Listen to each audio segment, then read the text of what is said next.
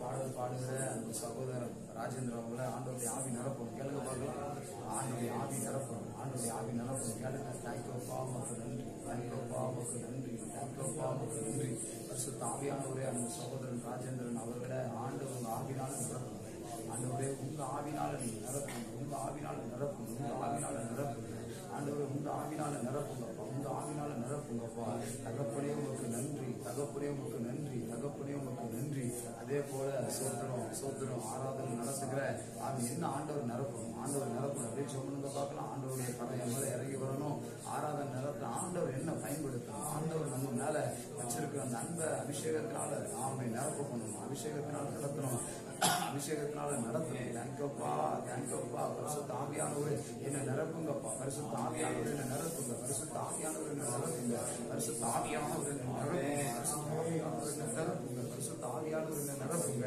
அதே போல ஜெபத்தின் நேரத்தை ஆண்டவர் பொறுப்பெடுக்கணும். ஜெபம் பண்ணுங்க. ஆண்டவரே ஜெபத்தின் நேரத்தை நீங்க பொறுப்பெடுக்கணும்ப்பா. ஜெபத்தின் நேரத்தில் ஆவியானவர் ஆமை இறங்கணும். ஆவியானவர் உதவி செய்யணும். ஆவியானவர் உதவி செய்யணும். ஆவியானவர் உதவி செய்யணும். ஜெபத்தின் நேரத்தை ஆவியானவர் பொறுப்பெடுக்கணும். ஜெபத்தின் நேரத்தை ஆவியானவர் பொறுப்பெடுக்கணும். தேங்க்யூப்பா உமக்கு நன்றி. தேங்க்யூப்பா உமக்கு நன்றி.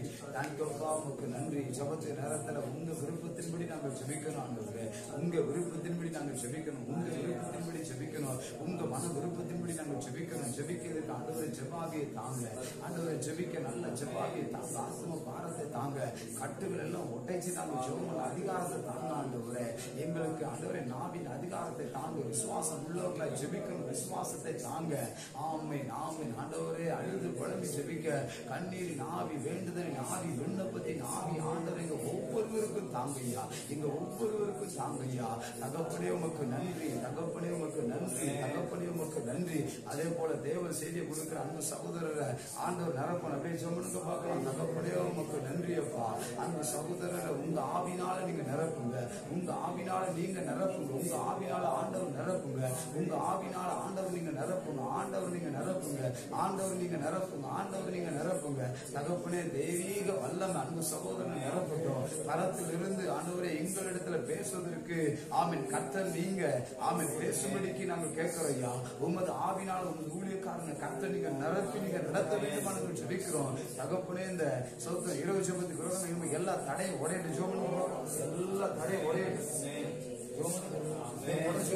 எல்லா தடையும் உடையணும். ஆண்டவர் உடைக்கணும். ஆண்டவர் உடைக்கணும். எல்லா தடையும் ஆண்டவர் உடைக்கணும். ஜோ பண்ணுங்க. தேங்க்யூப்பா உமக்கு நன்றி. எல்லா தடையும் கர்த்தர் உடைக்கணும். எல்லா தடைகளும் கர்த்தர் உடைக்கணும். எல்லா தடைகளையும் கர்த்தர் உடைக்கணும். எல்லா தடைகளும் உடைக்கணும். ஆமாப்பா நம்ம ஆராதனை விரதமா எழும்புற எல்லா தடையும் கர்த்தர் உடைக்கணும். நம்ம தேவ பிள்ளைகளாகிய நமக்கு விரதமா எழும்புகிற எல்லா தடையும் ஆண்டவர் உடையணும். ஜோ பண்ணுங்க. விசுவாசோடு ஜோ பண்ணுங்க. இயேசு ரத்தத்தினால தடை உடைதுன்னு சொல்லுங்க. இயேசு நாமத்தினால தடைகளை உடைக்கிறேன்னு சொல்லுங்க.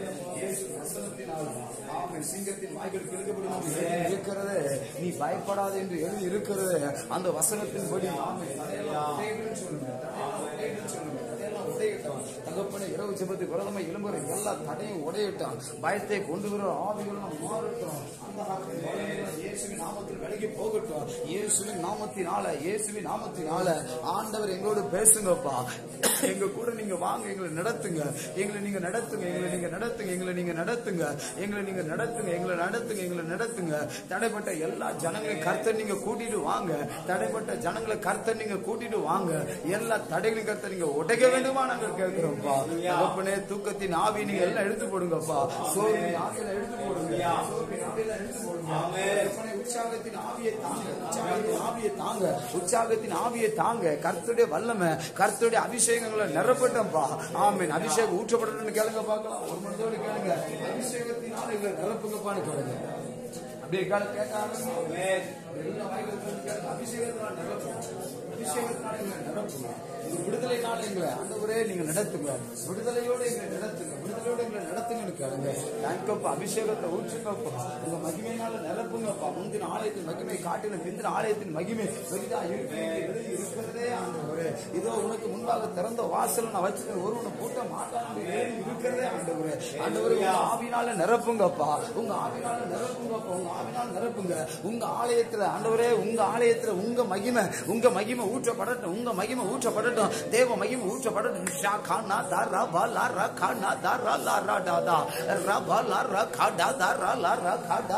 மகிமை இறங்கி வரட்டப்பா, மகிமை இறங்கி வரட்டப்பா, மகிமை இறங்கி வரட்டப்பா.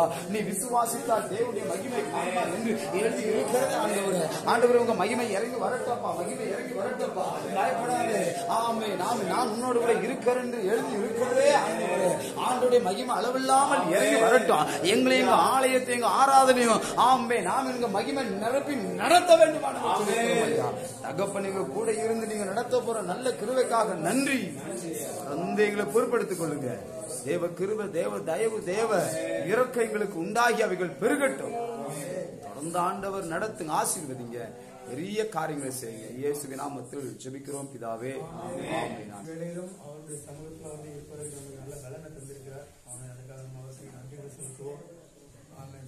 இன்னும் நல்ல ஒரு புதிய உற்சாகத்தை நமக்கு அவர் புதிய உற்சாகத்தை இன்னும் தரணும். தூக்கத்தை வெறுத்து அவருடைய சமூகத்தில் வந்து கூடி இருக்கிறோம். நிச்சயமாகவே இதுக்குண்டான பலனை அவர் நமக்கு தருவார். ஆமென்.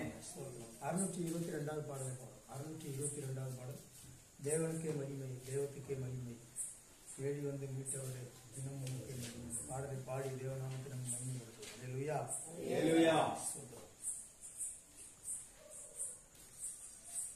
தேவனுக்கே மகிமை, தேவனுக்கே மகிமை,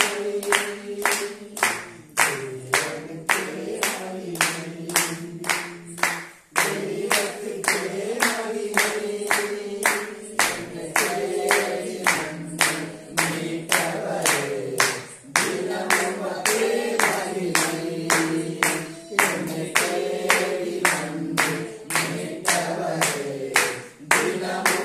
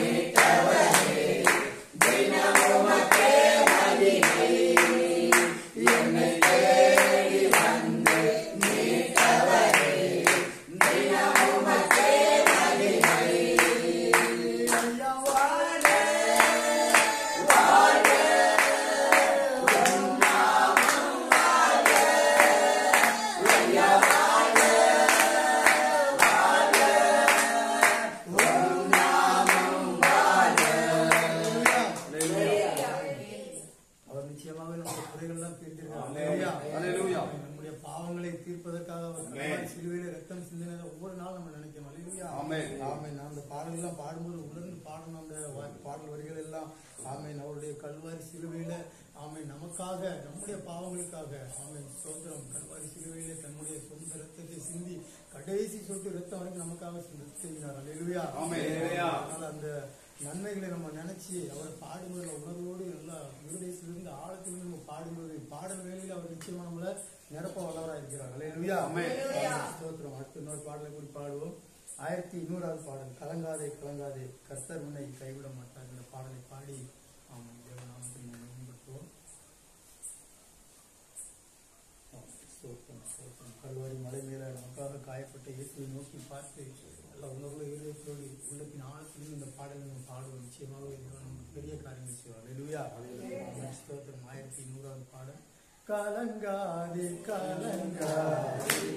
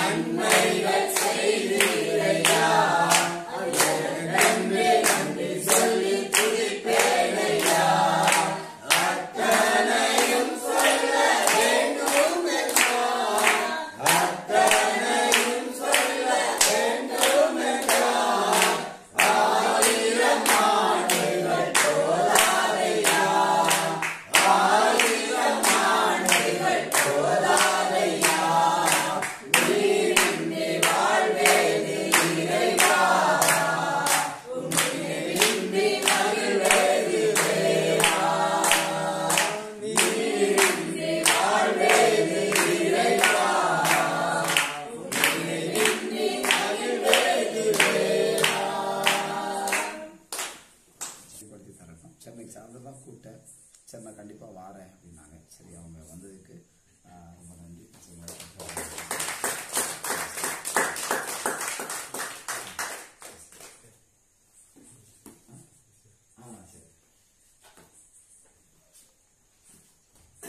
ஹல்லேலூயா.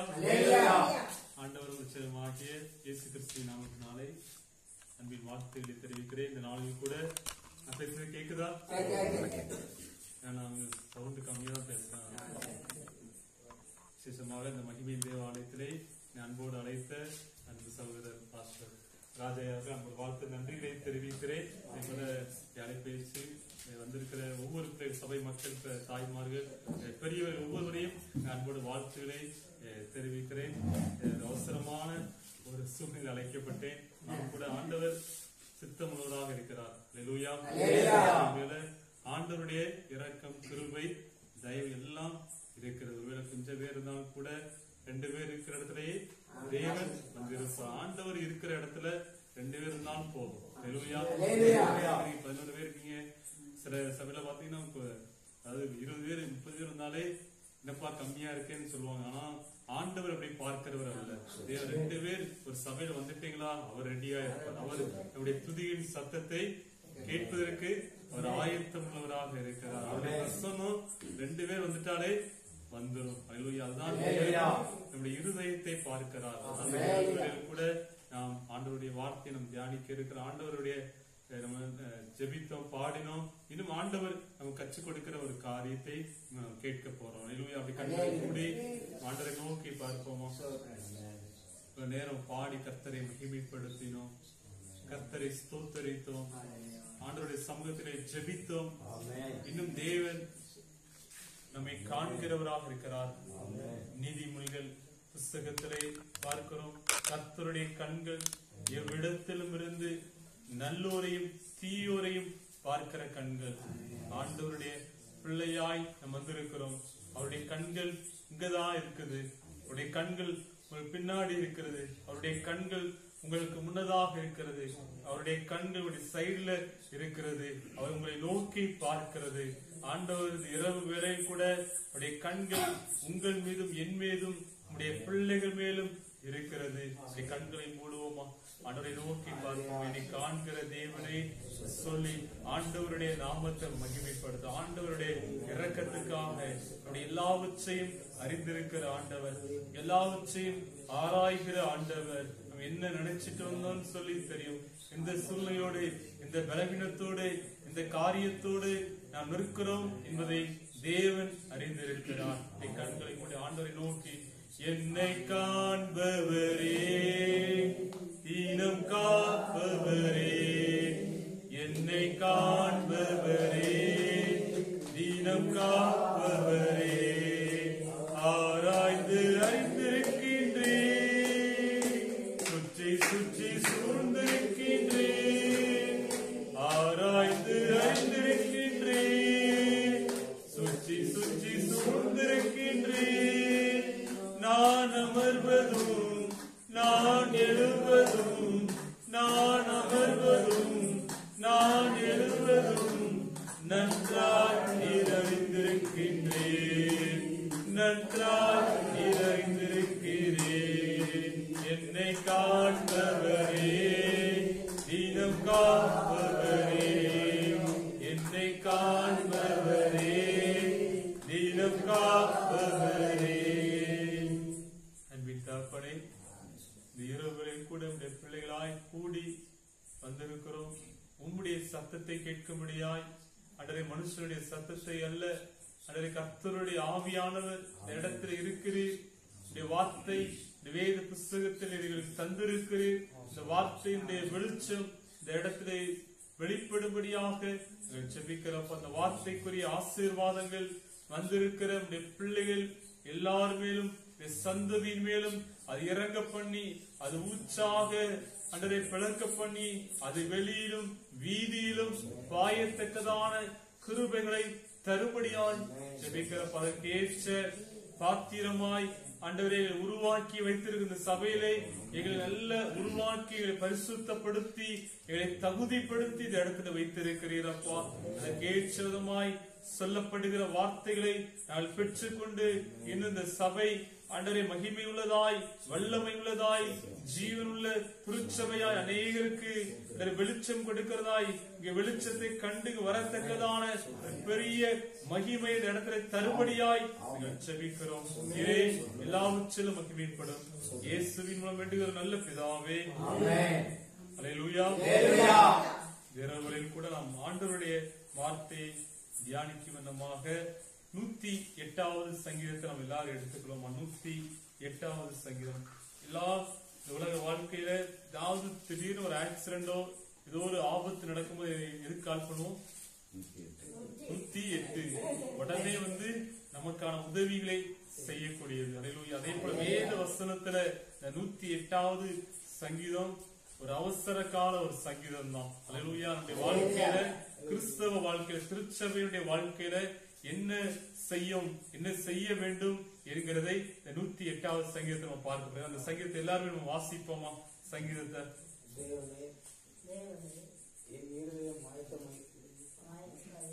தேவனே என் இருதயம் ஆயத்தமாய் இருக்கிறது, நான் பாடி கீர்த்தனம் பண்ணுவேன், என் மகிமையும் பாடும். நீரையே சுரமண்டலமே விழியுங்கள், நான் அதிகாலை விழிப்பேன். கர்த்தாவே, ஜனங்களுக்குள்ளே உம்மை துதிப்பேன், ஜாதிகளுக்குள்ளே உம்மை கீர்த்தனம் பண்ணுவேன்.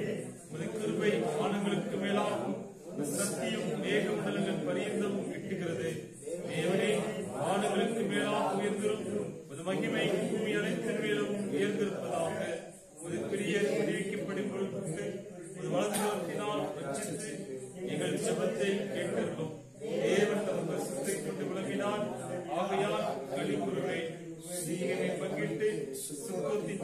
கணக்கை அளந்து கொள்ளுவேன். கிளையாத் என்னுடையது, மனோசாய் என்னுடையது, எப்ராயிம் என் தலையின் பலன், யூதா என் நியாயப்பிரமாணிகர், மோவாப் என் பாத பாத்திரம், ஏதோமின் மேல் என் பாதத்தை எறிவேன், பெலிஸ்தியாவின் மேல் ஆர்ப்பரிப்பேன். அரணான பட்டணத்திற்குள் என்னை நடத்தி கொண்டு போகிறவர் யார்? ஏதோ மட்டும் எனக்கு வழிகாட்டுகிறவர் யார்? எங்கள் சேனைகளோட புறப்படாமல் இருந்த தேவரீர் அல்லவோ, எங்களை தள்ளிவிட்டிருந்த தேவரீர் அல்லவா? இக்கட்டிகளுக்கு உதவி செய்யும் மனுஷனுடைய உதவி விருதா. தேவனாலே பராக்கிரமம் செய்வோம், அவரே எங்கள் சத்துருக்களை விதித்து போடுவார். அல்லேலூயா. இந்த வசனத்துல ஏதாவது ஒரு வசனம் உங்களை இழுக்குதா? இக்கட்டில் எங்களுக்கு உதவி செய்வோம். வேற வேற ஏதாவது வசனம் உங்களுக்கு பிடிக்குதா?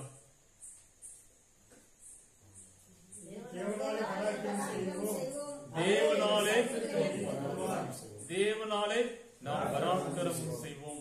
சபையை குறித்து ஆண்டவர் சொல்கிறார், தேவனாலே நீங்கள் பராக்கிரமம் செய்ய போறீங்க. பராக்கிரமம் செய்ய வைக்கிறார். யாரை கொண்டு நீங்க பராக்கிரமம் செய்யும்? உங்கள் தேவனை கொண்டு நீங்கள் பராக்கிரமம் செய்யும் போது அவரே உங்கள் சத்துருக்களை விதிக்கப்படுவார். சபைக்காக சபையில் இருக்கிற பிள்ளைகளுக்கு விரோதமாய் எத்தனை சத்துருக்கள் எழும்புகிறார்களா? அவர்கள் ஆவிக்குரிய ரீதியில உலக பிரகாரமாய் மனுஷிக ரீதியில எழும்புகிறார்களா? கர்த்தர் அவர்களை மிதித்து போடுவார். மிதித்து போடுகிறது எப்படியா? அவராலே நாம் பராக்கிரமம் செய்ய, அவரை கொண்டு நம்ம யுத்தங்களை நடப்பிக்க வேண்டும்.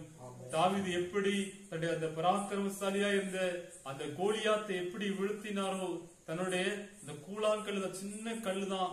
அதே போல நம்முடைய வாழ்க்கையில் சின்ன காரியங்களை கொண்டு, சின்ன ஒரு ஆராதனையா இருக்கலாம், சின்ன கூட்டமாக இருக்கலாம், அதை கொண்டு அந்த பராக்கிரமத்தை கொண்டு தேவனோடு இணைத்து நாம் செய்கிற போது, இணைத்து ஆண்டவரை நாம் ஆராதிக்கிற போது கர்த்தர் பராக்கிரமம் செய்கிற போது என்ன செய்வாரா? சத்துருக்களை மிதிக்கப்படுவார். உங்களுடைய ஊழியத்திற்கு, உங்களுடைய குடும்பத்திற்கு விரோதமாய் எந்த சத்துருவையும் கர்த்தரே மிதித்து போடுகிறாராய் இருப்பார். அதான் சங்கீதத்துல பார்க்க போறோம். அதற்கு இந்த முதல் 13 வசனங்களை நம்ம பார்க்க போறோம். இந்த முதல் அந்த 13 வசனங்களை பார்க்கிற போது முதல் அந்த 5 வசனத்தை வாசித்து பாருங்க. தேவனே, என் இருதயம் ஆயத்தமா இருக்கிறது, நான் பாடி கீர்த்தனம் பண்ணுவேன், என் மகிமையும் பாடும் சொல்லப்பட்டிருக்கிறது. தாவீது யாரு? தாவீது யாரு? தாவீது ஒரு பெரிய ராஜாவா இருக்கக்கூடியவர். எதுக்கு ஆயத்தமா இருக்கிறாரா? ஆண்டவருடைய சமூகத்துல போய் ஜெபிப்பதற்கு ஆயத்தமா இருக்கிறார். அப்படி பாடி மகிமைப்படுத்துவதற்கு.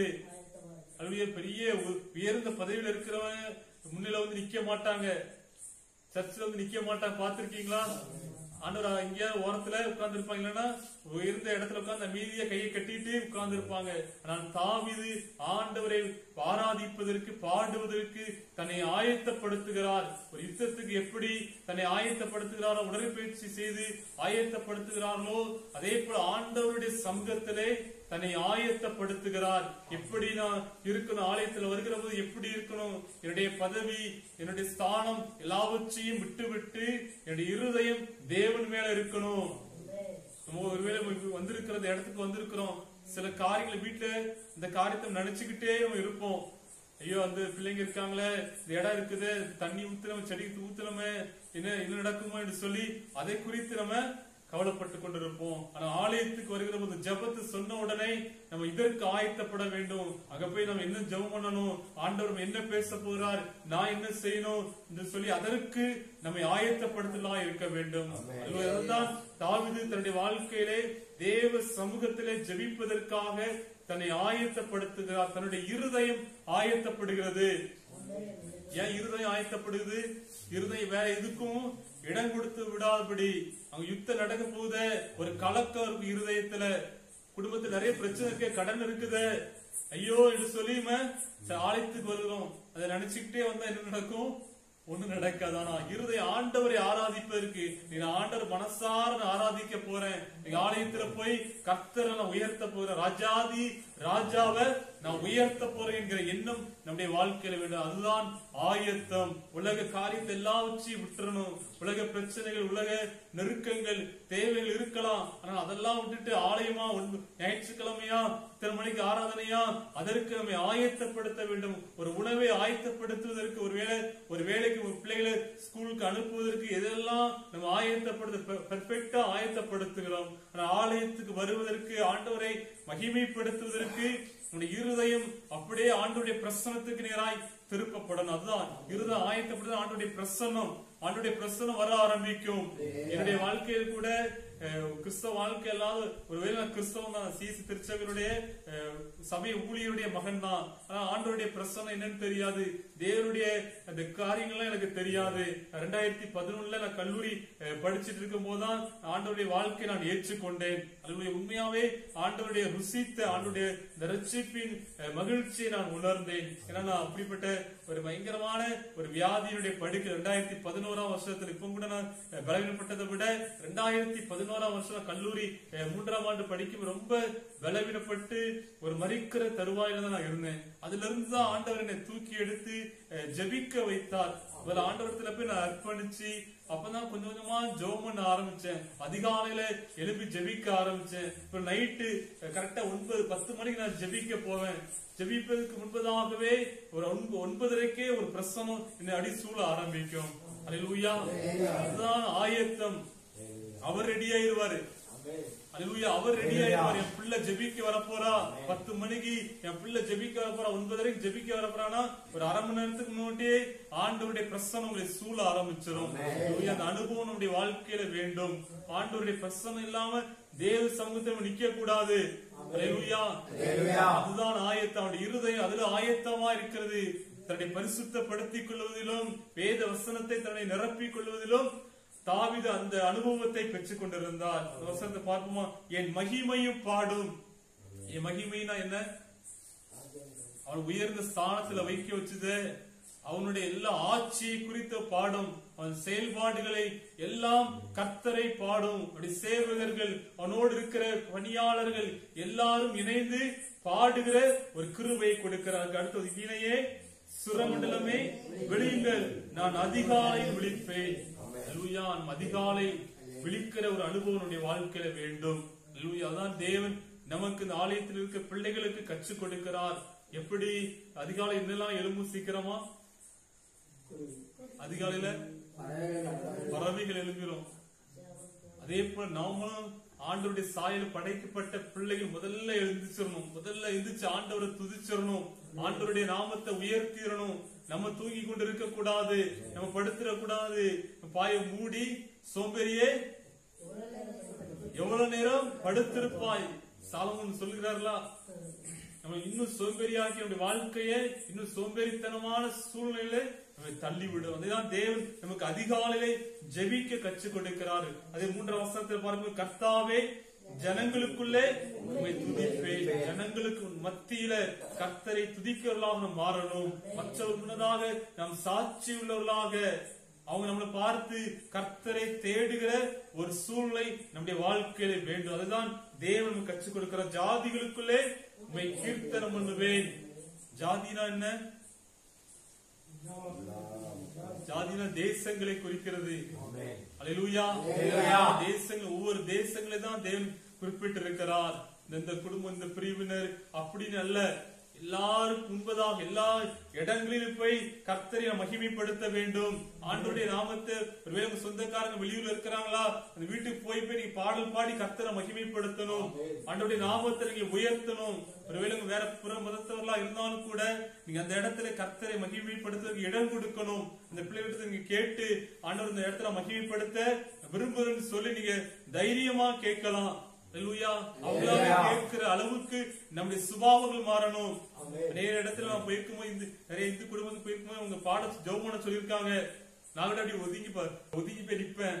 ஆனால் பாப்பா தம்பி எங்களுக்காக ஜெபம் பண்ணு சொல்லுகிற அந்த கிருபையை ஆண்டவர் தந்திருக்கிறார். உங்களுக்கு அந்த கிருபையை தரணும். அல்லேலூயா.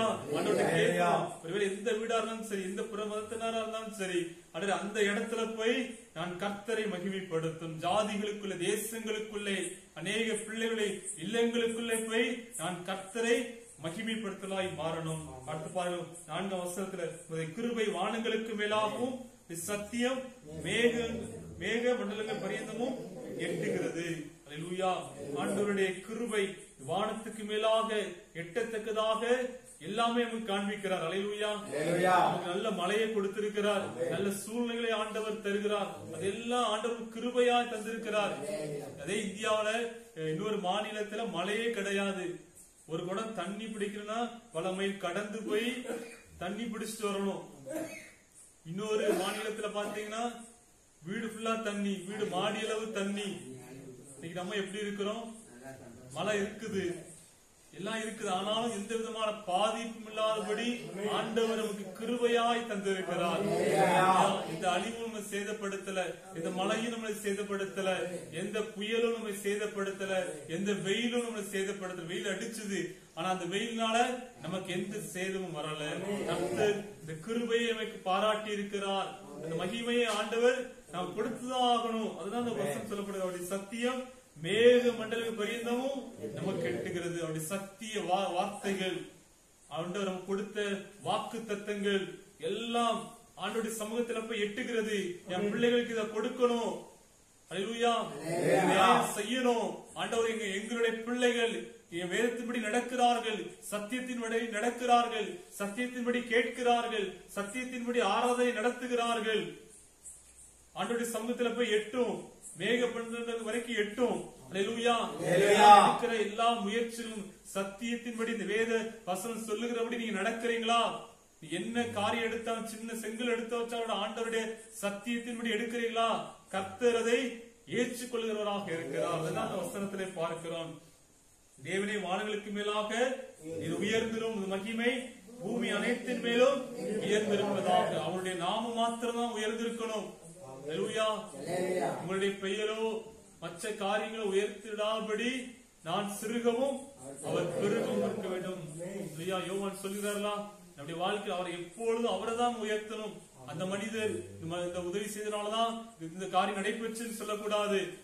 ஆண்டவர் எல்லாத்துக்கும் வச்சிருக்கிறார். எலியாவுக்கு என்ன வச்சாரு?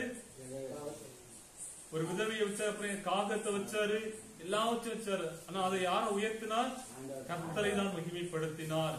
கர்த்தரை தான் எப்பொழுதும் நாம் மகிமைப்படுத்தலாக இருக்க வேண்டும். வானங்களுக்கு மேலாக இது உயர்ந்திரும். ஏற்கனவே உயர்த்தப்பட்டவர் தான்.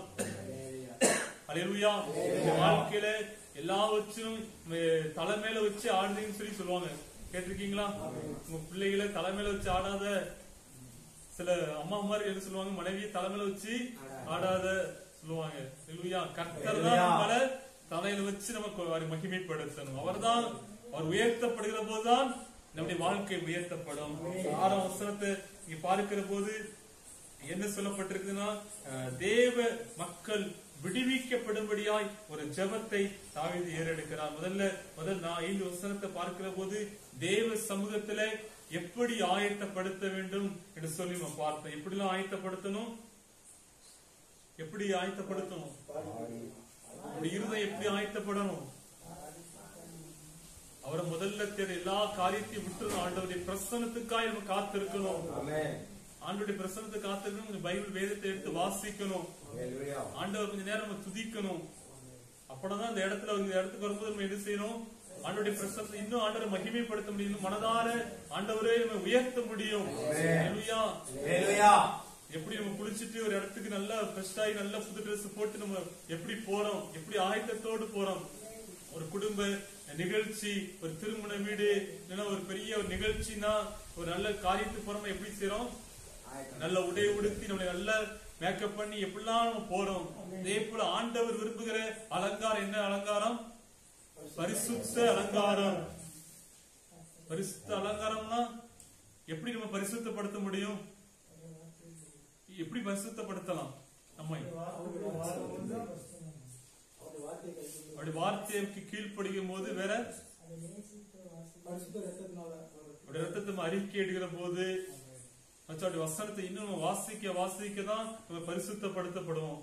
எப்படி ஒரு முதியவர் இருந்தாராம், எப்பொழுதும் பைபிள் தான் படிச்சுட்டு இருப்பாராம் ஒரு முதியவர். அப்போ அந்த பேரன் பார்த்து கேட்டாராம், என்ன தாத்தா எப்பொழுதும் நீங்க பைபிளே படிச்சுட்டு இருக்கீங்களே, எப்படி அப்படித்தானே இருக்கீங்க, வயசான கிழமை அப்படியே தானே இருக்கீங்க, எந்த மாற்றமே இல்லையே என்று சொல்லி அந்த பேரன் கேட்டான். அப்போ அந்த பேரண்ட ஒரு வீட்டுல இருந்து ஒரு அழுக்கு கூடையை கொடுத்தான். இந்த நூல் கூடைய கொடுத்துட்டு இத போய் தண்ணி பிடிடா என்று சொல்லி சொன்னாராம். தண்ணி பிடின்னு சொன்னோடனே அவனு போய் தண்ணி பிடிக்க போறானா. தண்ணி பிடிக்க தண்ணி ஃபுல்லா வெளியே தான் போகுது. நல்லா போர்ஸா திறந்து வச்சுட்டான். நல்லா நள்ளியெல்லாம் திறந்து வச்சுட்டு மறுபடியும் தண்ணி பிடிக்க தண்ணி ஃபுல்லா வெளியே தான் போகுது. அதுக்கப்புறம் அந்த கூடையை பார்த்தா தண்ணியை பிடிக்கல, எல்லாம் வெளியே தான் போகுது அப்படின்னு சொல்லி அந்த கூடையை கொண்டு போய் தாத்தா போய் காட்டுறான். அப்ப அவன் கேட்டுறான், நீ அந்த கூடையை பார்க்கும்போது எப்படி இருந்துச்சு? அந்த கூடை அழுக்காதான இருந்துச்சு, இப்ப பாரு இந்த கூடை நல்லா சுத்தமாயிருச்சு பாத்தியா? ஒருவேளை நம்ம ஓட்டையா இருக்கலாம், சில சமயம் நம்ம விட்டு இந்த வசனத்தை எல்லாம் வெளியே விட்டுருவோம். ஆனா நம்ம அந்த வசனத்தை வாசிக்க வாசிக்க நம்முடைய உள்ள போய் என்ன செய்யும்? சுத்திகரிக்கும். நம்முடைய நிறைய காரியங்களை சுத்திகரிக்கும். வசனத்தை வாசிக்க ஒண்ணும் தெரியாது, நான் படிக்கல சொல்லலாம், ஒரே மறந்துடலாம். ஆனா அந்த வசனம் வாசிக்க வாசிக்க நம்ம உள்ள போய் என்ன செய்யும்? இந்த ஆத்மாக்களை போய் சுத்திகரிக்க ஆரம்பிக்கும். அல்லேலூயா. நமக்கு செய்வார். ஐயோ நிறைய வசனம் வாசிக்கிறேனே, நான் ஒண்ணுமே இல்லை, எல்லாம் மறந்து போயிருந்தேன் சொல்லி நிறைய குழப்பங்கள் நம்முடைய வாழ்க்கையில வருது. அல்லேலூயா. மறுபடியும் போய் அதுல போய் விழுந்துருந்தேனே, சில காரியத்துல போய் நான் தப்பு பண்ணியதுன்னு நம்ம நினைக்கிறோம். அல்லேலூயா. இன்னும் தொடர்ந்து இந்த வசனத்தை வாசிக்க வாசிக்க நம்முடைய உள்ளும் புறமும் அவருடைய வசனம் நம்மை சுத்திகரிக்கிறதா இருக்கிறது. 6ஆம் வசனத்தை பார்க்கிற போது, உமது பிரியர் விடுவிக்கப்படும் பொருட்டு வலது கரத்தினால் ரட்சித்து எங்கள் ஜெபத்தை கேட்டருளோம். அல்லேலூயா. உமக்கு பிரியர்னா யாரு? உமக்கு பிரியர் ஊழியக்காரர்களை குறிப்பிடுகிறது. அல்லேலூயா. உமக்கு ஆண்டவருக்கு பிரியமானவர்கள். ஆண்டவருக்கு பிரியமானவர்கள் யாரு? எப்பொழுதும் ஊழியம் செய்யற பிள்ளைகள் தான் ஆண்டவருக்கு பிரியமானவர்கள். ஆண்டவருடைய ஆலயத்தில் ஆண்டவர் அதிகமாய் மகிமைப்படுத்துகிற பிள்ளைகள் தான் அவருக்கு பிரியமான. தாவீது அழகாக சொல்கிறார், உமது பிரியர் விடுவிக்கப்படும் பொருட்டு உமது வலது கரத்தினால் ரட்சித்து எங்கள் ஜெபத்தை கேட்டருளோம் என்று சொல்லி ஒரு ஜெபத்தை ஏறெடுக்கிறதை பார்க்கிறார். ஒரு சம்பவம் வேதத்தில் இருக்குது. அப்போஸ்தலர் 12ஆம் அதிகாரம் 5, 6, 7 வசனத்துல பார்க்கிற போது ஒரு சம்பவம் நடந்துச்சு. என்ன சம்பவம்? பேதுரு சிறைச்சாலையில் இருந்தார். அப்பொழுது அங்க இருக்கிற சபையார் என்ன பண்றாங்க? பேதுருக்காக ஜெபிக்கிறார்கள். ஊழியக்காரருக்காக ஜெபிக்கிறார். ஊழியக்காரர் சிறையிருப்பில் இருக்கிறார். ஆண்டவருக்கு பிரியமாய் நடக்கிற ஒரு பேதுரு, ஆண்டவருக்காக பயங்கரமான காரியங்கள் செய்து கொண்டிருக்கிற பேதுரு சிறைச்சாலையிலே தள்ளப்படுகிறார். அல்லேலூயா. இந்த ஊழியர்களுக்காக நாம் ஜெபிக்கணும். ஊழியர்களுக்காக நீங்க ஜெபிக்கணும். நிறைய சிறையிருப்புகள் அவங்க தள்ளப்படுறாங்க. உங்களுக்காக ஊழியம் செய்கிறதுனால அல்லேலூயா நிறைய காரியத்தில் அவங்க சிறையிருப்பிலே தள்ளி வைக்கப்படுகிறாங்க. அதிகமான ஊழியர்களுக்காக நம்ம ஜெபிக்கணும். அவள் ஆண்டவர் வலது கரத்தினால பிடிக்கணும். அவங்க சோர்ந்துடக்கூடாது. நம்ம அவங்களுக்காக ஜெபிக்கும் போதுதான் ஆண்டவர்கள் கட்டுகளை உடைப்பார். நிறைய கட்டுகளோடு வர்ற பிள்ளைகள் ஃபுல்லா அந்த கட்டுகள்லாம் ஊழியெல்லாம் போய் தாக்கும், ஊழியர்ல தான் பிடிக்கும். ஏதாவது ஒரு விஷயத்துல நம்ம சோர்ந்து போயிடக்கூடாது. நம்ம ஊழியருக்காக, நம்முடைய ஊழியர்களுக்காக, ஊழியர் செய்யற பிள்ளைகளுக்காக, இப்படி தெரிந்த ஊழியர்களுக்காக நம்ம ஜெபிக்கணும். ஊழியர்கள் முன்னின்று நடத்துறவங்களுக்கு நிறைய வார்த்தைகள் வரும். கீழ இருந்து அழகா நம்ம பேசிடலாம். அவங்க இப்படி இப்படின்னு சொல்லி ஒருவேளை யாரோ ஒரு 3வது நபர் சொல்றதை கேட்டு வித்தியாசமா பேசலாம். ஒருவேளை அவங்க காது கேட்கும் போது ஐயோ நம்ம ஊழியம் செய்யறோமே இப்படிலாம் பேசுறாங்க, சில விஷயங்கள்ல சோர்ந்து போயிடுவார்கள். நம்ம ஊழியர்களை நாம தான் பலப்படுத்தணும். நம்ம ஜெபிக்கிறதுனால இந்த வசனத்தை வாசிங்க. அப்போஸ்தலர் 12:5 வாசிங்க. அப்படியே பேதுரு சிறைச்சாலையிலே காக்கப்பட்டிருக்கிறது. சபையார் அவருக்காக தேவனை நோக்கி ஊக்கத்தோடு ஜெபம் பண்ணினார்கள். ஏரோது அவரை வெளியே கொண்டு வருவது குறித்திருந்த நாளுக்கு முந்தின நாள் ராத்திரியிலே பேதுரு 2 சங்கிலிகளினாலே கட்டப்பட்டு 2 சேவகர் நடுவே நித்திரை பண்ணிக் கொண்டிருந்தார். காவல்காரரும் கதவுக்கு முன்னிருந்து சிறைச்சாலையை காத்துக் கொண்டிருந்தார்கள். அப்பொழுது கர்த்தருடைய தூதன் அங்கே வந்து நின்றான். அருகிலே வெளிச்சம் பிரகாசித்தது. அவன் பேதுருவை விழாவிலே தட்டி சீக்கிரமாய் எழுந்து என்று அவனை எழுப்பினான். உடனே சங்கிலிகள் அவன் கைகளில் இருந்து விழுந்தது. தூதன் அவனை நோக்கி உன் அறையை கட்டி உன் பாதரட்சிகளை தொடுத்து போய் என்றான்.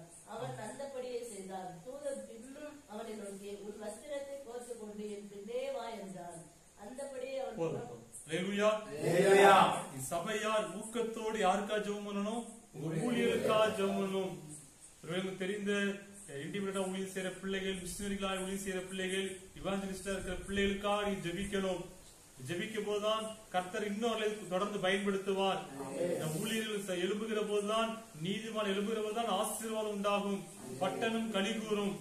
நீதிமொழியில் வாசித்தீங்கன்னா நீதிமான் எழுப்பாதான் அந்த தேசம் ஆசீர்வதிக்கப்படும். அல்லேலூயா. தொடர்ந்து ஜெபிக்கணும்.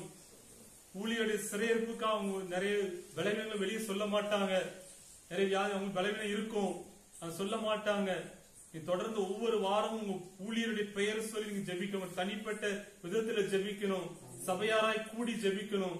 அப்ப நான் எழும்புகிற போதுதான் கர்த்தர் உங்களை கனப்படுத்த, கர்த்தர் உங்களை ஆசீர்வதிப்பார். அதுதான் அந்த வசனத்துல பார்க்கிறோம். அது மறுபடியும் வாசிங்களேன்.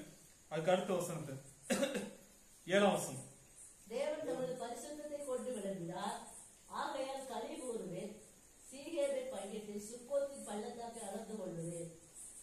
7, 8, 9 வாசம். கீலேயாத் என்னுடையது, மனாசேயும் என்னுடையது, எப்பிராயிம் என் தலையின் பலம், யூதா என் நியாய பிரமாணிகள், மோவாப் என் பாத பாத்திரம், ஏதோமின் மேல் என் பாதரட்சியை எறிவேன், பெலிஸ்தியாவின் மேல் ஆர்ப்பரிப்பேன். அல்லேலூயா. வசனத்துல 7, 8, 9 வசனத்தை பார்க்கிற போது ஆண்டவர் ஒரு வாக்கு தத்தம் கொடுக்கிறார். என்ன வாக்கு தத்தம்? தேவ உங்களுக்கு எல்லாம் ஒண்ணு கொடுக்கிறார். என்ன கொடுக்கிறாரு? ஒரு சுதந்திரத்தை கொடுக்கிறார், ஒரு நன்மையை கொடுக்கிறார். நீங்க ஆண்டவருக்காக ஆயத்தப்பட்டு வந்தீங்கன்னா, ஆண்டவருக்காக ஊழியர்களுக்காக நீங்க ஜெபம் பண்ணீங்கன்னா, நீங்க ஆண்டவர் தன்னுடைய பரிசுத்தத்தின் மேல கொண்டு என்ன பண்ணாரு? யாரெல்லாம் ஆசீர்வதிச்சாரு? முதல்ல ஆபிரகாம் என்ன கொண்டு ஆசீர்வதிச்சாரு? சீகேமை கொடுத்தாரா? ஆதியாகமம் 12 6ஆம் வசனத்தை வாசிங்களேன். ஆபிரகாம் முதல்ல சீகேமுக்கு போனாரு. வசனத்தை எடுத்து வாசித்து பாருங்க. ஆபிரகாம் அந்த தேசத்தை சுற்றி திரிந்து சீகேம் என்னும் இடத்துக்கு சமீபமான மோரே என்னும் சமபூமி மட்டும் வந்தான். அக்காலத்தில் கானானியர் தேசத்தில் இருந்தார்கள். 33ஆம் அதிகாரத்தை வாசிங்க. 33ஆம் அதிகாரம் 17, 18, 20.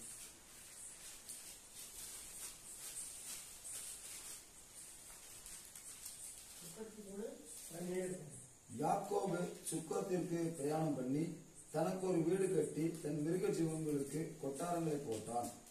அதனால் அந்த ஸ்தலத்துக்கு சுக்கோத் என்று பெயரிட்டான். யாக்கோபு பதாம் அராமில் இருந்து வந்த பின்பு கானான் தேசத்தில் இருக்கிற சாலோம் என்னும் சீகேமுடைய பட்டணத்திற்கு அருகே சென்று பட்டணத்துக்கு எதிரே கூடாரம் போட்டான். தான் கூடாரம் போட்ட வெளிநிலத்தில் சீகேமின் தகப்பனாகிய எமோரியரின் புத்திரர் கையில் 100 வெள்ளி காசுக்கு கொண்டு ஒரு பலிபீடத்தை கட்டி அதற்கு ஏல் எலோகே இஸ்ரவேல் என்று பெயரிட்டான். உங்களுடைய ஆதி தகப்பனா இருக்கக்கூடிய ஆபிரகாமை ஆண்டவர் ஆசீர்வதித்தார், ஈசாக்கை ஆசீர்வதித்தார். யாக்கோபு பெற்றுக்கொண்ட அந்த நன்மைகள் எல்லாம் தொடர பண்ணினார். எப்படி ஆண்டவர் தன்னுடைய பரிசுத்தத்தை கொண்டு தன்னுடைய ஆபிரகாமை ஆசீர்வதித்தது போல அதற்குரிய ஆசீர்வாதத்தை கொடுப்பாராம். அதான் தாவீது ஒரு வாக்கு தத்தமா பெறார், கேட்கிறார். ஆண்டவரே என்னதான் சொல்றாரு? நான் சீகேமை பங்கிடுவேன். இங்க ஆபிரகாமுக்கு நீங்க கொடுத்த ஆசீர்வாதம், ஆபிரகாம் கூடாரம் போட்ட அந்த ஆஸ்தியை, அந்த செல்வத்தை நான் பங்கிடுறேன். சுக்கோத்தின் பள்ளத்தாக்கை நான் அளந்து கொள்ளுவேன். யாக்கோபு பெற்றுக்கொண்ட அந்த நன்மைகள் எனக்குரியது என்று சொல்லி அதை உரிமை பாராட்டுவதை பார்க்கிறோம். கிளையார் என்னுடையது, மனாசையும் என்னுடையது. அவங்க என்னுடைய ஆதி பெற்றோர்கள், ஆதி பிதாக்கள். ஆண்டவர்கள் ஆசீர்வதித்ததனாலதான் இந்த நன்மைகள் எல்லாம் பெற்றார்கள். அதே அதுக்கு அடுத்து எப்ராயிம் என் தலையின் பலன், யூதா என் நியாய பிரமாணிகள். அதே வசனத்தை உபாகமம் 33 14 வசனத்தை வாசிங்க. ஆதியா 49:10 வாசிங்க. 49:10.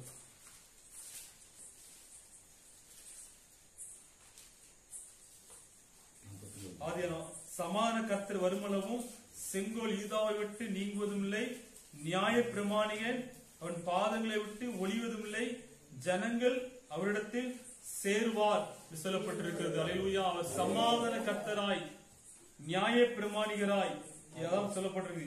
யூதா என் நியாய பிரமாணிகன். உங்களுக்கு நியாயமாக கிடைக்க வேண்டிய காரியங்களை அவர் யூதா ராஜாவாக நின்று நடத்துவார். சமாதான கர்த்தராக சில விஷயங்கள் சமாதானம் இல்லாம நம்ம நடத்தி கொண்டிருக்கிற எல்லா காரியத்திலையும் குடும்ப உறவிலும் ஒருவேளை நம்முடைய சொந்த உறவுகளையும் கர்த்தர் சமாதான கர்த்தராய் வெளிப்படுவார். அல்லேலூயா.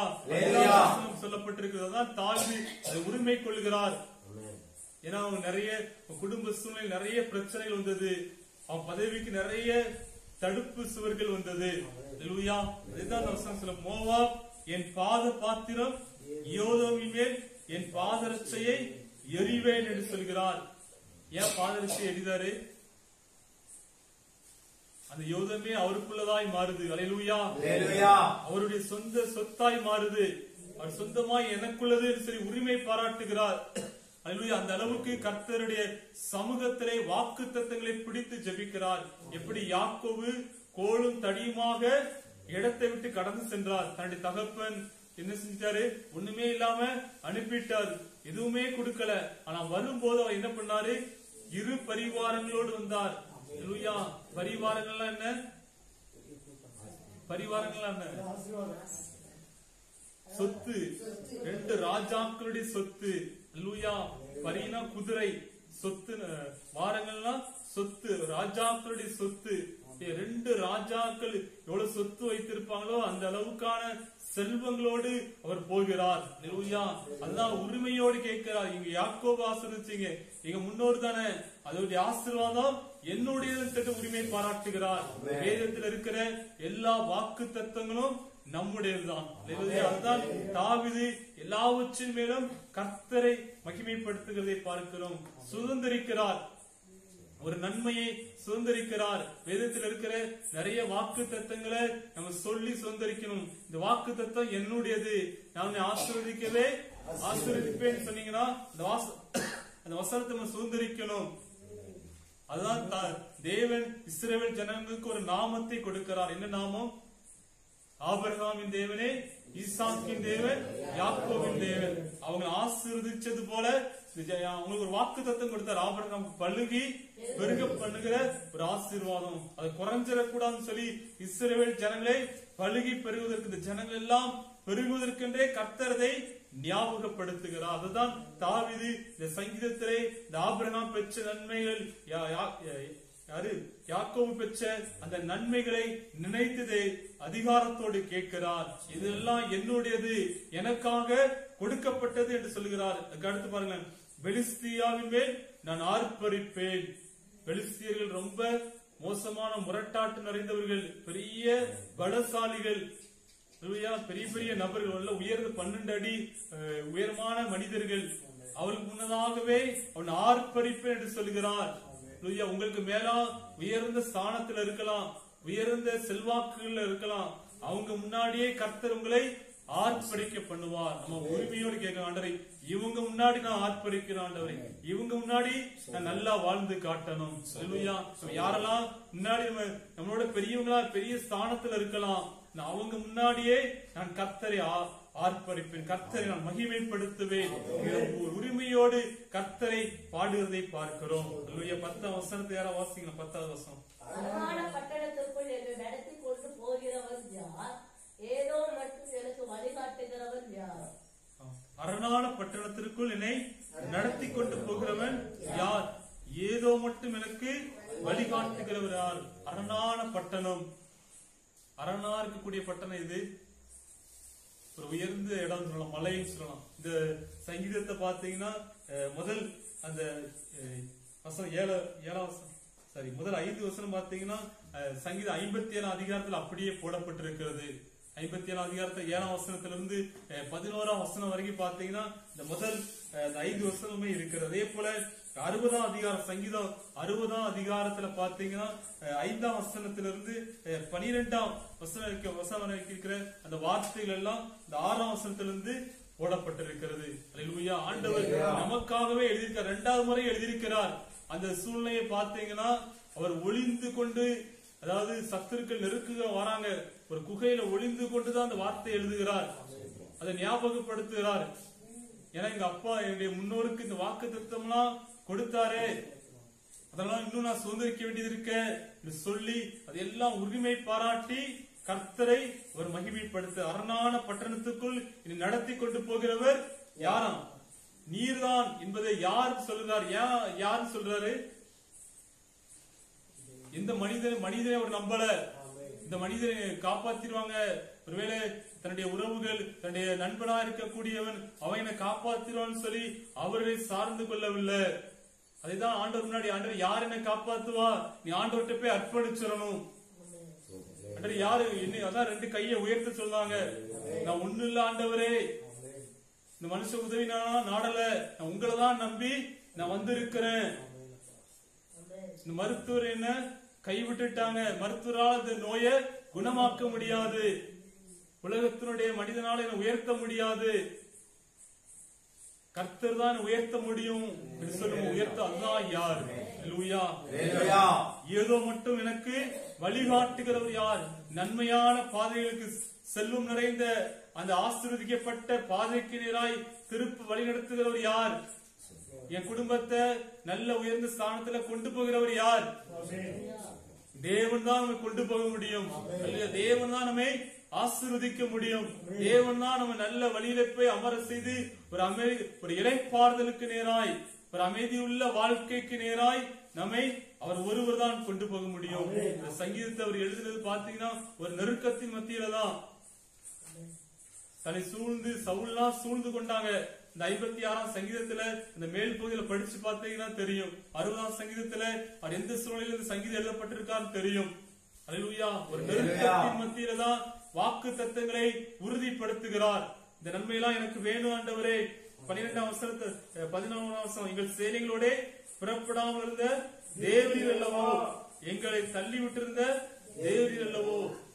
ஏன்னா சில சமயம் ஆண்டவர் விட்டுட்டு போறது நிமித்தமாய் அதான் அவர் தேடுறாங்க, ஆண்டவர் இருக்காரான்னு தேடுற ஒரு சூழ்நிலையை நம்ம பார்க்கிறோம். அல்லேலூயா. ஆண்டவரை எந்த சூழ்நிலை விட்டுறக்கூடாது.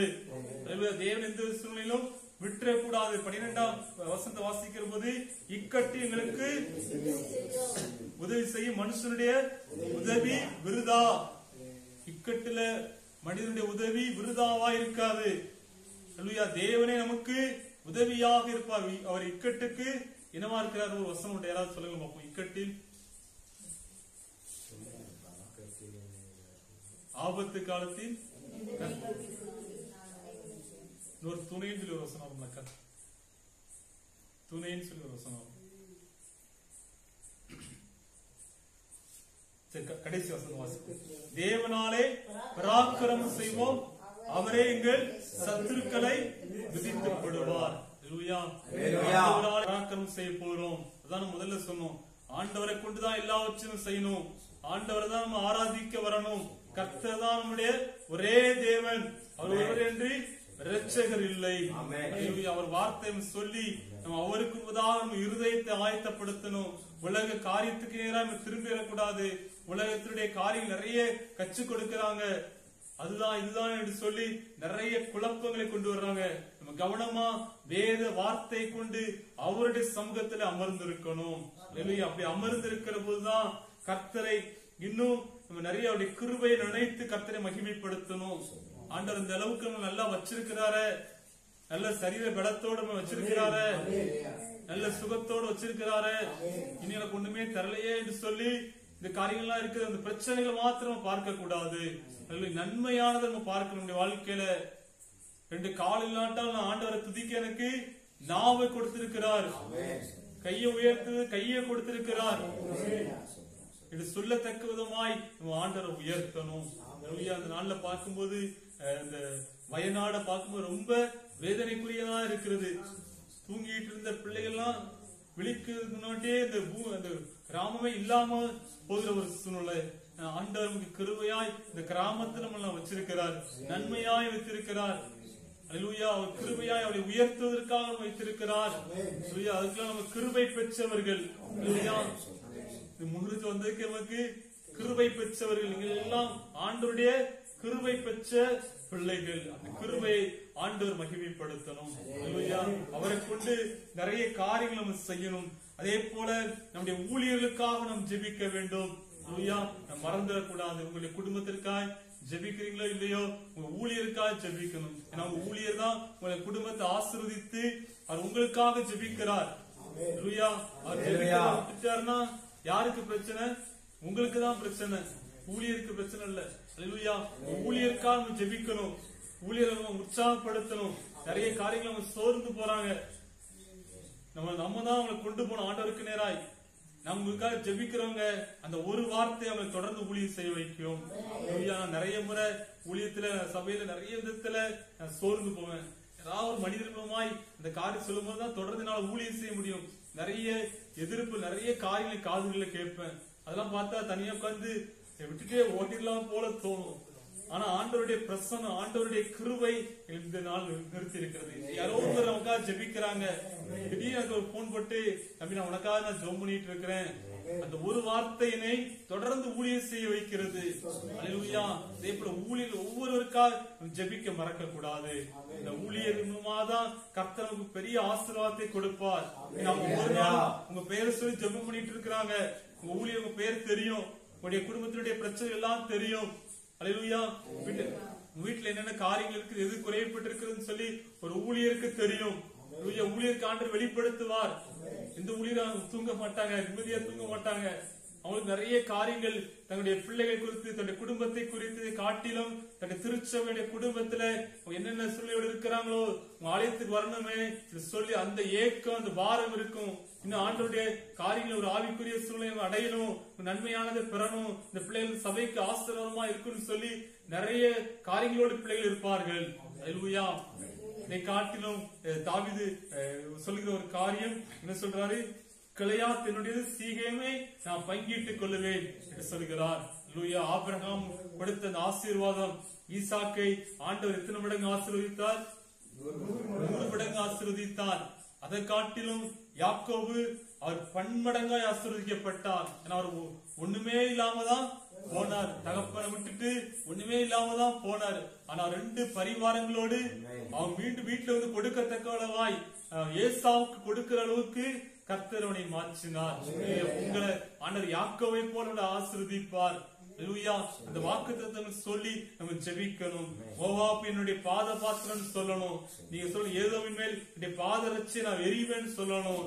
பெலிஸ்தியாவின் மேல எனக்கு விரோதமா இருக்கிற பெலிஸ்தியருக்கு முன்பதாக சபைக்கு விரோதமாய், உங்க குடும்பத்துக்கு விரோதமா இருக்கிற அந்த பெலிஸ்தியாவின் முன்னாடி நான் ஆர்ப்பரிப்பேன்னு சொல்லணும். அவங்க முன்னாடி நான் உயர்ந்து இருப்பேன்னு சொல்லணும். யாரெல்லாம் என்னை தாழ்த்தி பேசினாங்களோ, யாரெல்லாம் என்னை மட்டுப்படுத்தி பேசினாங்களோ அவங்க முன்னாடி நான் கர்த்தரை ஆர்ப்பரிப்பேன். எனக்கு ஆண்டவர் கொடுக்கிற அந்த ஆசீர்வாதங்கள், நன்மைகளை கொண்டு நான் ஆர்ப்பரிப்பேன் என்று சொல்லணும். அல்லேலூயா. செய்வோமா? ஆண்டவர் கொண்டு நம்ம பராக்கிரமம் செய்யப்போம். எல்லாரும் எழுந்து நிற்போமா? எல்லாரும் ஜெபம் பண்ணுவோமா?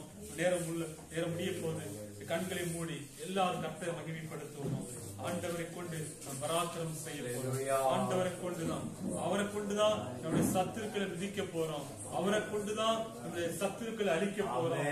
அவரை கொண்டுதான், கர்த்தரை கொண்டுதான் என் இருதயம் ஆயத்தமா இருக்கணும். என் இருதயம் ஆண்டவருடைய பிரசன்னம் இல்லாம ஆலயத்துக்குள்ள வரக்கூடாது. ஆலயத்துக்கு வருகிற போதே எனக்கு ஒரு உண்டாகணும், ஒரு அசைவாடு உண்டாகணும். இங்க வந்து வீட்டுல இருந்து கிளம்பும் போதே ஆண்டவருடைய சமூகத்துல உட்காரும் முன்னே என் இருதயம் ஆயத்தமா இருக்கிறது. நான் ஆண்டவரை பாடி துதிக்கும் போது, கீர்த்தனம் பண்ணும் போது என் மகிமை பாடணும். என் ஆண்டவரை கொடுத்திருக்கிற காரியங்கள் பாடணும். ஆண்டவரை கொடுத்திருக்கிற நன்மைகள் பாடணும். சாட்சி பகிர்ந்த போது அது கர்த்தரை மகிமைப்படுத்தும். அதை கேட்கிற பிள்ளைகள் பாடுவார்கள். என் வாழ்க்கையில் கொடுக்கிற அந்த நன்மைகளை நிமித்தம் இது கேட்கிற என்னுடைய சொந்தங்கள், என்னுடைய உறவுகள் யாரெல்லாம் என்ன அற்பமா வெட்கமா நினைச்சாங்களோ, என்னை குறித்து அவதூறா பேசினாங்களோ அவங்க கர்த்தரை மகிமைப்படுத்துவார்கள். அந்த அளவுக்கு கர்த்தர் முன்பதாய் ஆயத்தமா இருக்கணும். எந்த நேரத்திலும் ஆயத்தமா இருக்கணும். தாவீது அதிகாலையிலே விழிப்பேன் சொல்றாரு. தன்னுடைய எல்லா சுரமண்டலத்தை, எல்லா வீணைகளையும் தன்னுடைய ஆராதிப்பதற்கென்று பயன்படுத்தக்கூடிய பொருட்கள் எல்லாம் எடுக்கிறார். நம்மளாம் ஆண்டவரை ஆராதிப்பதற்கென்று செயல்படுகிற பொருட்கள் எல்லாம் எடுக்கணும். சில பரிசுத்தமான காரியம் எடுக்கணும். ஆண்டவர் நம்முடைய வாழ்க்கையில விரும்புகிறார். அப்படி கண்ணில் முடி ஜெபம் அப்படி சொல்லுவோமா? ஆண்டவரை நான் உம்மாலே நான் பராக்கிரமம் செய்ய போறேன். கர்த்தராலே நான் செய்ய போறேன். ஆண்டவரே கர்த்தராலே செய்ய போறேன். ஆண்டவரே பரிசுத்தத்தை கொண்டு விளம்பினீரே. ஆபிரகாமை ஆசீர்வதித்தீரே. ஆண்டவரே ஆசீர்வதித்தீரே. சீகேமை நான் பங்கிட போற ஆண்டவரே. சீக்கிரம் எனக்கு தர போறீங்கப்பா. சுக்கோத்தின் பள்ளத்தாக்கப்பா அளந்து கொள்ள போறப்பா. சுக்கோத்தினுடைய ஆசீர்வாதத்தை நான் பெற போறான்றவரே எல்லாரும் சொல்லுவோம். சீக்கிரமே நான் பங்கிட்டுக் கொள்ள போறேன்.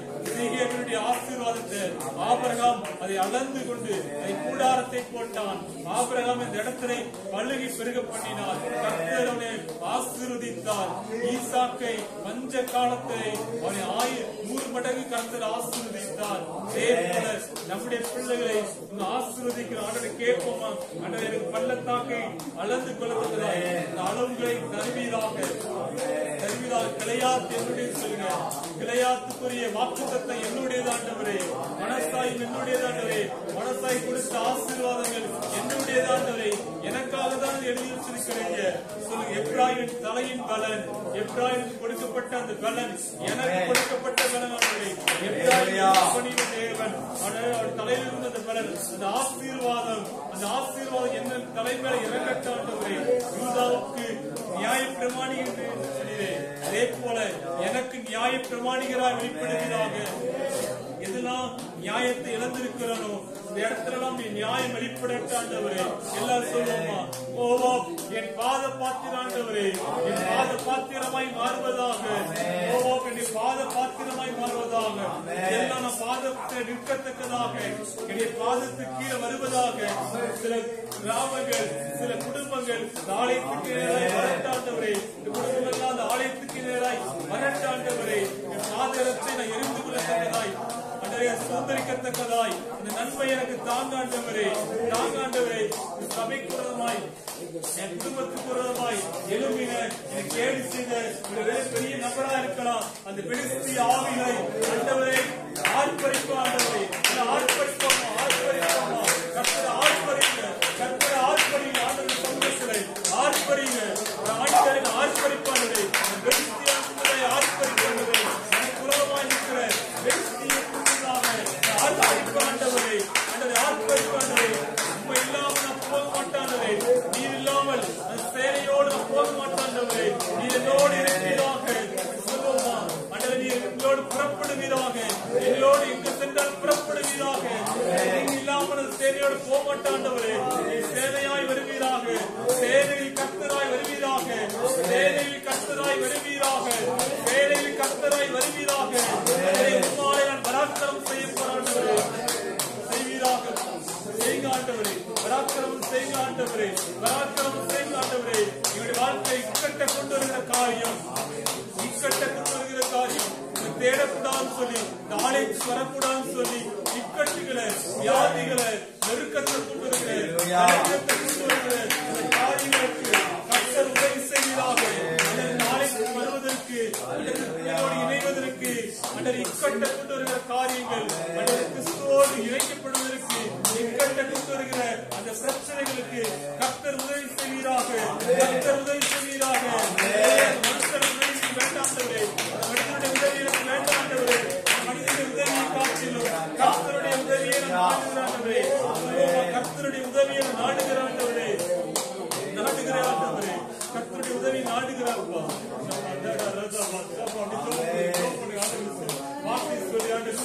சங்கீதத்தினுடைய ஆசீர்வாதம் என் தலைவர் இறங்கினாண்டவரே. 108ஆம் சங்கீதத்தினுடைய ஆசீர்வாதம் தாவீது பாடலா பாடியிருக்கிறாரு, பாடலா இலக்காக பாடியிருக்கிறாரு, பாடியிருக்கிறாரு. பாடுறாண்டவரே நடு ராத்திரியில நான் பாடுறாண்டவரே. வானங்கள்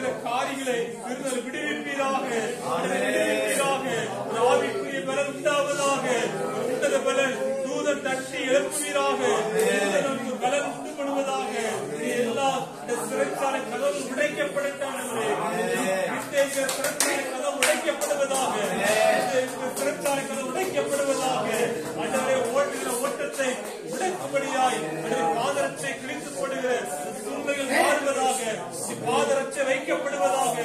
மாட்காலை போல மாற்றுவீராக. பழங்காலை பலப்படுத்துவீராக. ஆமென். வார்த்தைகளை உறுதிப்படுத்துவீராக. வார்த்தையில உடைய பலன் உண்டாகட்டும், உடைய ஜீவன் உண்டாகட்டும், உடைய அதிகாரம் உண்டாகட்டும்.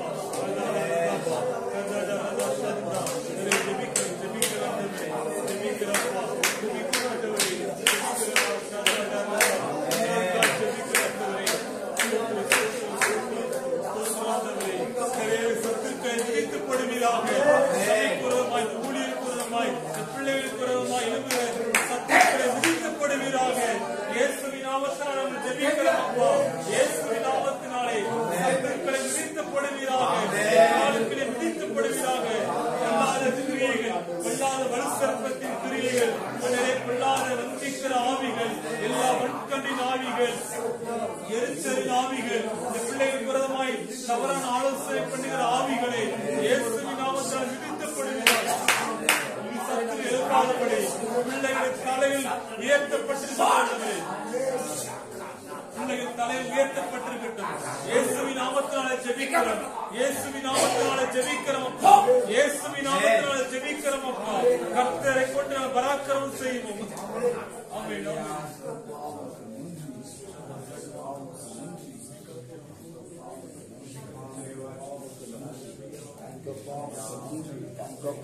நன்றி.